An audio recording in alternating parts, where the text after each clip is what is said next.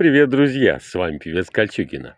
Ну вот, сегодня все дела сделал основные и пошел за колбасками в магазин. Ну, около километра пройти. И так я заслужил. Завтра еще один выходной.